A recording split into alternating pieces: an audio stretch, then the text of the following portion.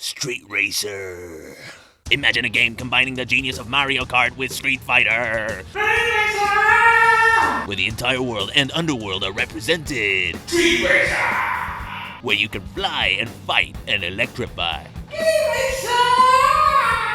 Where racism is good.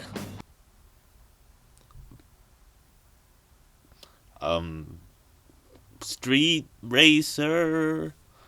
Look, I'm not much of a racing game guy, but I remember this game was kind of awesome back in the day. Developed by Vivid Image and published by Ubisoft, it was first released in 1994. It was on the SNES and a bunch of other consoles, even the Sega Saturn and Game Boy. But I had it for the Mega Drive, and I found it to be a great time. Really fun stuff. It's been a while since I've played this game, so let's dive right in and see what we get. Or rather, ride right in. And no, that doesn't work. Drive right in and see what we get. Alright, let's select our character.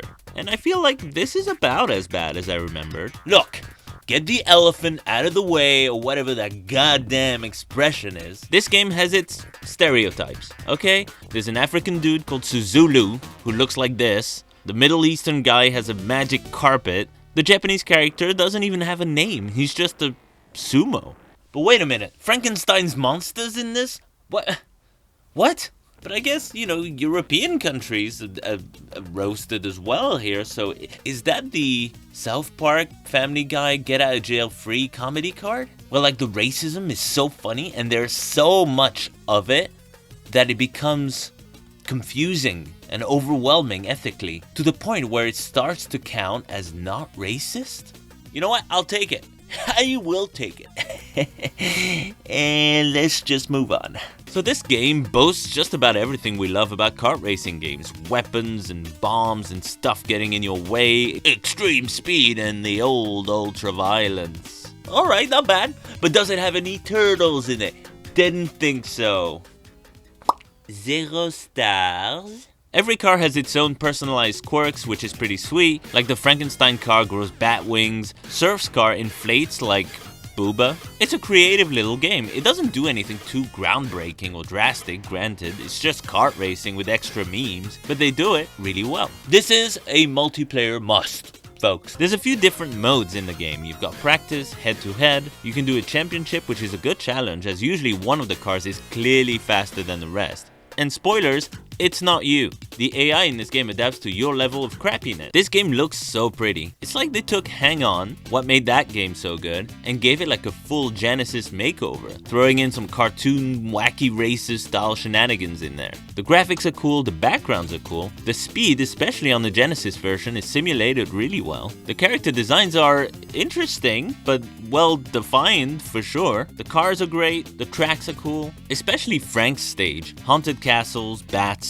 creepy windmills, bumpy road, love it. The Japan stage is nice looking too. I do feel like the Helmut and Raph stages are a bit too similar to each other though. It feels like just a background swap. There was definitely room for improvement with the stages. Maybe each track could have had a different vibe altogether within a certain location, you know? They could have done a lot more with this game, granted, but what we get is still pretty sweet. It's every bit as unpredictable and dependent on having a bit of luck along with your skills as other kart racing games, and practice really does make perfect here. There are two other modes, Rumble and Soccer.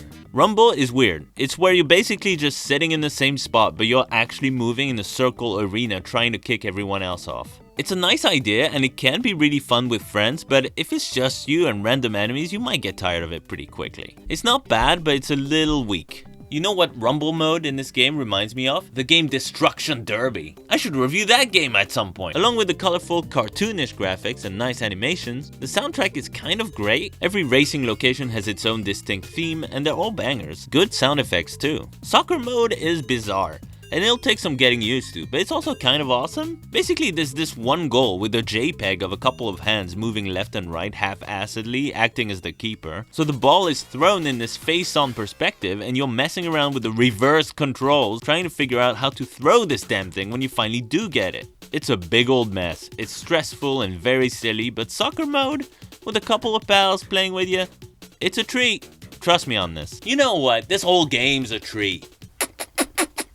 Like I said, I'm not a big racing game dude, though I do have my favorites, but yeah, this is one of them. Always enjoyed the simple cartoon nonsense of it, the whole vibe, and it's another great looking Genesis game. I genuinely feel like Street Racer deserved better. This should have absolutely become a long-running series of games. It's kind of ridiculous it never was, honestly. It did get some mixed reviews when it came out. I don't know if this was because of the character designs or what, but yeah, they could have built on this one and made a whole franchise. Oh well. This is still one of the best kart racing games ever made in my opinion, folks, so if you like your Mario Karts and Garfield Karts and that one dude from A Clockwork Orange that makes this face karts and whatever, then do yourself a favor and play some goddamn Street Racer, you hear?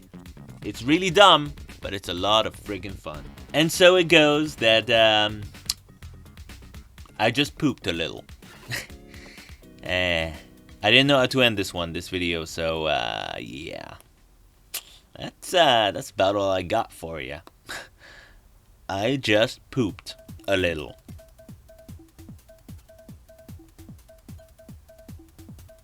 Street Racer.